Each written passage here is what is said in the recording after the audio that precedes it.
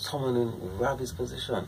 And you know, Detective Sergeant Rowe, we want to thank you again for joining us, because sometimes people don't know what to do. Sure. So, you know, what are the first steps that should be taken by Jamaican involuntary returned migrants and their families? Sure. Thank you very much, Mr. Mullings. Good day to your listeners.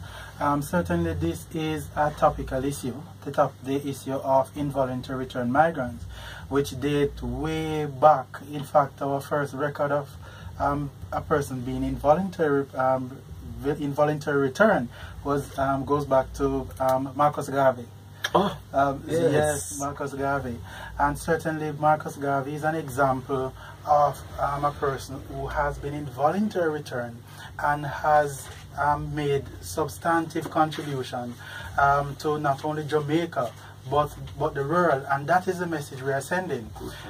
These persons who are returned involuntarily from whatever country can be functional members of society who have something to contribute.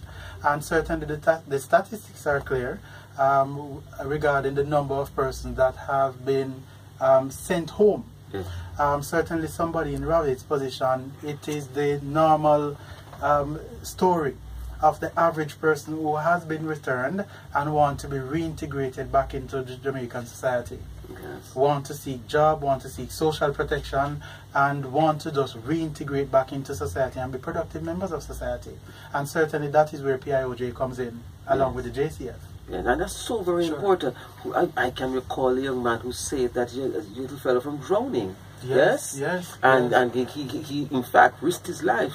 And of course his life was turned around as a consequence of that. Number of stories, number of empowering stories of persons who have been returned and are contributing productively to Jamaica.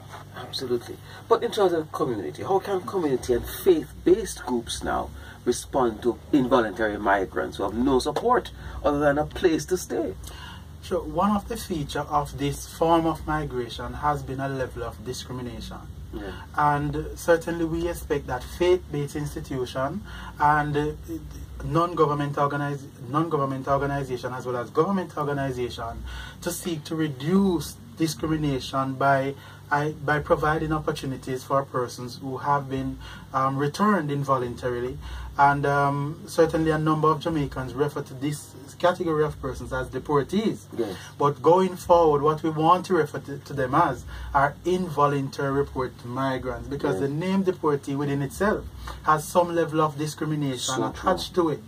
And certainly these persons, we want, the statistics definitely suggest that the overwhelming majority, just under 50% for 2016-2017, just under 50% of these persons that returned are for immigration violation.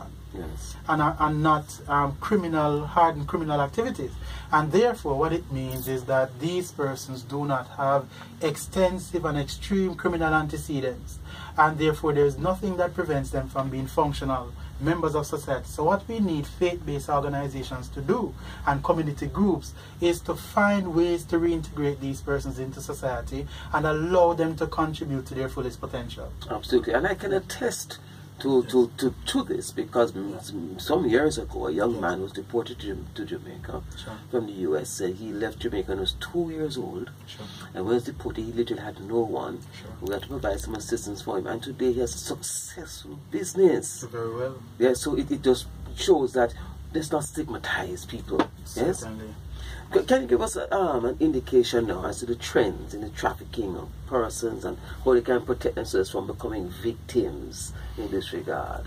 Certainly an unrelated subject to involuntary returned migrants, but it also falls under the national policy and international migration. Yeah, I was wondering about that. Certainly, the thrust of PIOJ and of course the JCF is to ensure that we have structured migration.